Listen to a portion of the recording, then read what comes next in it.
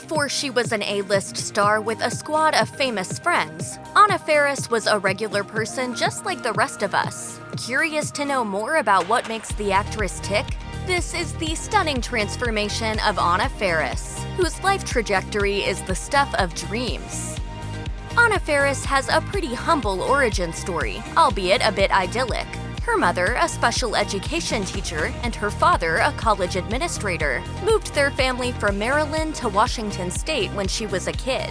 Faris explained to Women's Health that she had, quote, a very healthy upbringing alongside her brother, who grew up to become a sociology professor at UC Davis. While her brother followed in their father's footsteps, Faris was exploring her creative side at an early age. Her mother signed her up for drama classes, which helped kickstart her lifelong love of acting. People noted that just 3 years after Faris started acting, she, quote, was performing on stage with a Seattle repertory company in nationally broadcast radio plays. But Faris remembers being awkward as a child. I fundamentally feel like I do not belong there or anywhere else. She told Men's Journal, I was a quiet, weird kid who wore headgear, and I think most people can relate to that awkwardness. Faris did more than acting growing up thanks to the natural beauty of Washington State. She spent a lot of time out in fresh air with her outdoorsy father, who brought her and her family on day trips. She said in an interview with Women's Health, my dad took us hiking in the mountains every weekend. I had a passion for it early on. Faris said she wasn't allowed to bring any of her friends on her family hikes, which made her both more appreciative of nature and closer with her parents. And Faris wasn't afraid of any of the wildlife around her. She revealed in Men's Journal, my mom used to be afraid of bugs. Relatives told her to never pass that along to her daughter, and so I grew up holding spiders and snakes. Faris's love of creepy crawler creatures endures to this day, as she still collects bugs for the fun of it. While Faris loved acting from the start, it was a career trajectory that she wasn't sure she should follow. She explained to the Seattle Times, I knew at a young age it was a difficult profession. My parents were so supportive and believed in me 100%. Faris continued acting all the way through high school, where she found a sense of purpose in drama club. Faris's drama teacher encouraged her to keep acting after graduation, but when she enrolled at the University of Washington in 1994, for a time she considered quitting acting altogether. She told Men's Journal, when I was going to school, I decided to give up acting because I didn't think I could ever make it. I worked at an ad agency as a receptionist and thought maybe I'll work in advertising, and one day I could maybe publish a short story. But after earning her degree in English, Faris continued to pursue acting in London for a time, and then moved to Hollywood for a shot at film and TV. Like the iconic Scream Queens who came before her, Faris got her big break in a horror film. Well, a comedy horror film. In 2000, Faris was cast as Cindy in the horror spoof Scary Movie, which catapulted her to overnight success. The wildly popular film made nearly $300 million at the box office, according to Box Office Mojo. And according to the Seattle Times, it was Dimension's highest-grossing movie at the time, and Faris stated, that's pretty amazing. I'm flabbergasted at its success. Scary Movie might not be Oscar fodder, but the film was groundbreaking at the time for other reasons, according to Faris. She told the Seattle Times, there aren't many comedic roles out there for women. I never realized how much fun I'm having. After the success of the Scary Movie franchise, Faris appeared in films like Lost in Translation, The House Bunny, and Just Friends. When Faris was 22 years old, she started dating her first husband, Ben Indra. The pair got married in 2004 after meeting on the set of the indie film Lover's Lane, but the marriage wasn't built to last, and the couple split 4 years later. After her divorce, and after years of having what she described to Women's Health as a negative A-cup, Faris decided that she wanted to feel positive about her body, so she made the choice to get breast implants. She admitted, I wanted to fill out a bikini, what would that feel like? Faris surprised herself at getting the surgery. She identifies as, quote, a staunch feminist who didn't want to cave into societal expectations. But she realized there's no shame in getting cosmetic surgery. She told Women's Health, I wish that we were more supportive of each other. I think that people should be able to do whatever they want, whether it's getting braces, bleaching their hair, getting extensions, or getting a nose job.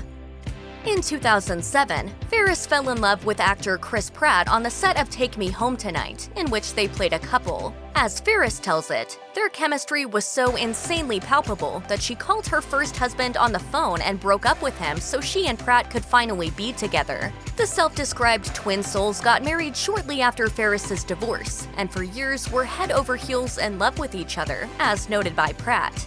The Guardians of the Galaxy star admitted in a Reddit AMA, "Our relationship has made me believe in divine intervention and destiny, just as much as my crazy career and the way I fell into this life.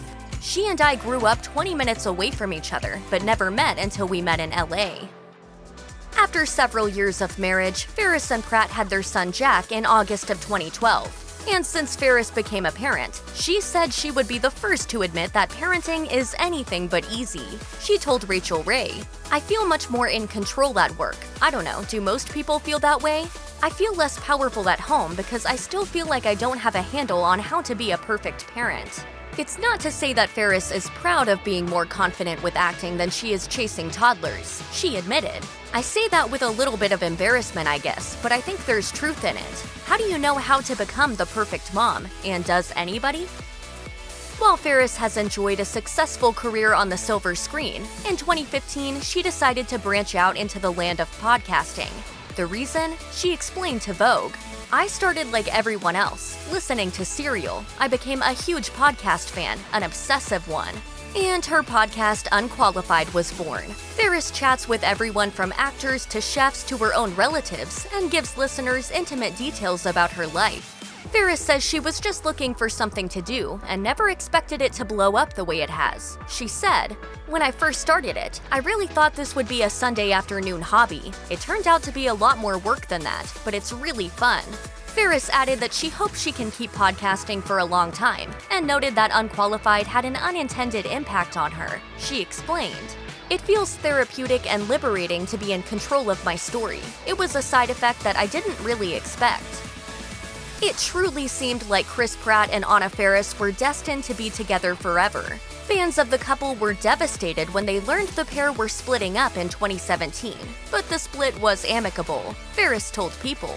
"It's understandable that people seemed so invested in our happiness together. All I can say about that is it's all true, that we truly adore each other and we love each other. I think it still comes through." But the amount of coverage Faris and Pratt received when they divorced took some getting used to, as Faris explained to Marie Claire.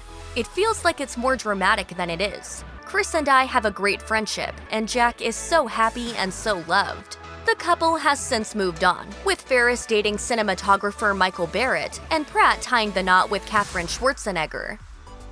After her marriage to Pratt dissolved, Faris celebrated a major accomplishment in 2017, publishing her first memoir titled Unqualified, named after her very successful podcast. Unqualified gave readers an inside glance at Faris's experiences, from her love life to her cosmetic surgery to her motherhood follies. I hope it's a book that people read, but it's probably a book that nobody should read because I know nothing.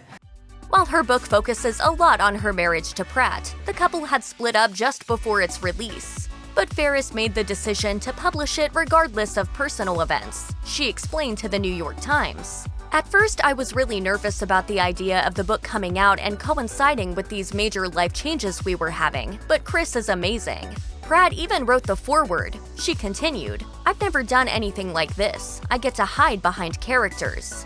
And for that alone, she should be proud." In 2018, Faris landed the role of a lifetime, playing the role of Kate in the remake of the 80s classic Overboard. Faris was a huge fan of the original, and she even got together for dinner with Goldie Hawn and Kurt Russell to talk about the remake. She told Today, "By the end, Goldie said, 'Okay, we give you our blessing.'" Faris also had some hesitation about the remake of the classic comedy. I felt like, that I was touching, approaching their project. But she also stated that by the end, she was happy to be a part of it. Faris also shared with Marie Claire that, "I had these kind of complicated feelings about the project, but really I was very honored."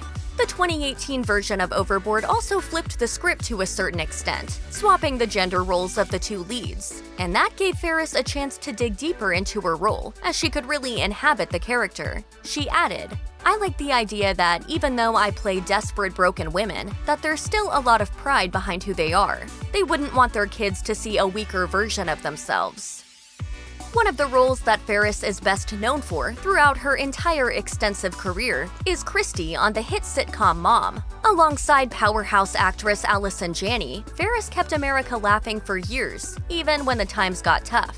But in September of 2020, after an impressive run on the beloved series, Faris decided to part ways with Mom and begin the next chapter of her life. She said in a statement via The Hollywood Reporter, "The past 7 years on Mom have been some of the most fulfilling and rewarding of my career. I'm so thankful to Chuck, the writers, and my amazing castmates for creating a truly wonderful work experience." But of course, Faris will continue to support the series that brought her into millions of living rooms every week. She added in her statement, "While my journey as Christy has come to an end, allowing me to pursue new opportunities, I'll be watching next season and rooting for my TV family."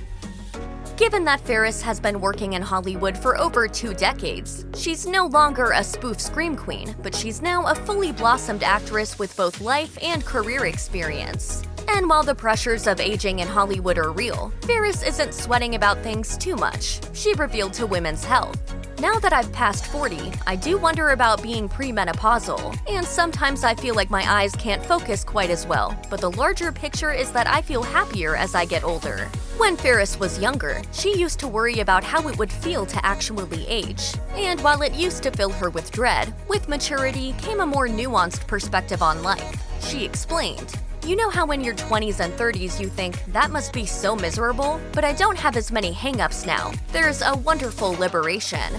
There's hope for us all then. Check out one of our newest videos right here. Plus, even more list videos about your favorite celebs are coming soon. Subscribe to our YouTube channel and hit the bell so you don't miss a single one.